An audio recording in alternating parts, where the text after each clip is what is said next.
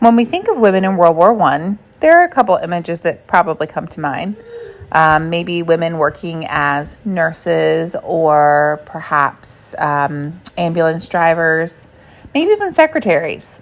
Sometimes we think about women in factories or women staying at home to hold down the fort, if you will. But instead, this woman was told to stay home and decided to pick up a rifle. When they said war was no place for a lady, she led an all-female battalion into battle. That's Maria Bochkereva, the fearless warrior who shattered gender norms and struck terror into the enemy during World War I. Maria was born into a very, very poor family in Russia in 1889.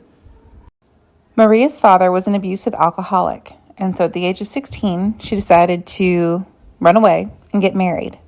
She and her husband moved to Siberia where they worked as laborers. Unfortunately, her husband also had a penchant for the drink, and he became abusive as well. She decided to leave him and found work as a servant. She wasn't treated particularly well in that situation either, but it was at least a chance at something new.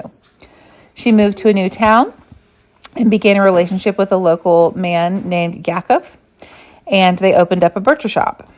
Unfortunately, in 1912, he was arrested for stealing and was sentenced to exile. She followed him because she didn't really have anywhere else to go at the time, and they set up another butcher shop, but he was caught stealing again, and once again, she followed him into exile. However, during the second exile, he began drinking very heavily, and once again, she was stuck with an abusive man.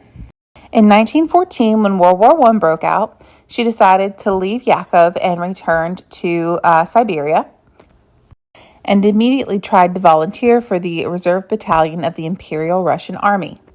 The commander said, maybe you should join the Red Cross instead. And she said absolutely not. She wanted to fight. And the commander said, well, why don't you ask the Tsar if you can fight? Because if he says yes, then I'll say yes. And she basically said, bet. Since she had grown up incredibly poor, she was basically illiterate, and she couldn't write anything well enough to submit it to the Tsar. So she asked one of the officers to help her write the telegram, and the Tsar actually wrote back and said, yes, of course, join in. At receiving this news, she said, my heart yearned to be there in the boiling cauldron of the war, to be baptized in its fire and scorched in its lava. Since she got the go-ahead, she enlisted and underwent 3 months of training and then was sent to frontline duty with the 5th Corps, the 28th Regiment of the 2nd Army. She served on the Western Front for 2 years.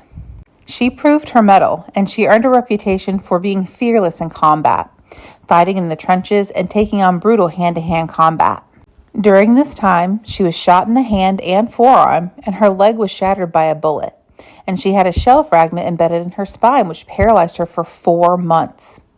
She taught herself how to walk again so that she could pass her physical to get back to the front lines. During this particular operation, she was awarded the St. George Cross for undaunting courage. Once she recovered from her injury, she was placed back at the front as a senior non-commissioned officer, delivering supplies to a platoon of 70 men.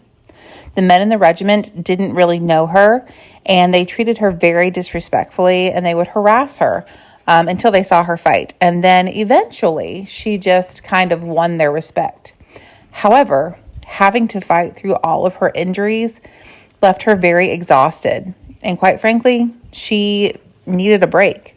And so she asked for a discharge and was awarded one in the spring of 1917. Around this time, war had been going on for several years, and a lot of male Russian soldiers were beginning to get disillusioned with fighting. There was a really big problem with desertion and mutiny.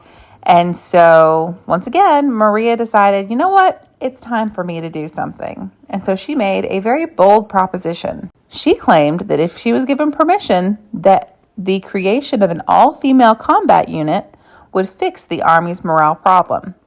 She believed it would shame men into once again supporting the war effort. The Russian military agreed, but only if she agreed to lead the unit. The response was absolutely overwhelming. 2,000 women initially volunteered, but she was a really, really strict commander, and so that number fell to 300 before they were battle ready. The women were trained just like the male soldiers. They were supposed to be in full uniform. They did have a hard time finding small enough boots to kit out the battalion, but they were expected to be in full uniform just like the male soldiers. She insisted that all of her troops shave their heads, just like the men did. But this was more practical than anything else. Being in the trenches was very dirty, and so, not having to worry about your hair and lice and all that good stuff, probably not a bad idea. This unit, referred to the Russian Women's Battalion of Death, was not just symbolic. They were ferocious in battle and proved their strength and resilience. The battalion stormed German trenches with bayonets drawn, shocking the enemy with their ferocity. However, shortly after the unit had been able to prove itself in battle, Russia decided to withdraw from the war because of their revolution. She very much hated the Bolsheviks, and she was outspoken about that, and that made her a target. She was in fact arrested multiple times for her anti-Bolshevik stance. In 1918, she met with Woodrow Wilson and British leaders to basically beg them to stop this revolution from happening. But unfortunately, her efforts failed, and she was sent back to Russia. In 1920, she was arrested, and she was put to death by a firing squad at just 30 years old. Despite this, her courage and leadership have made her a symbol of resistance and defiance. Her name and story has been suppressed by the Soviet regime, but she is still a symbol of female empowerment, defiance, and shattering limits.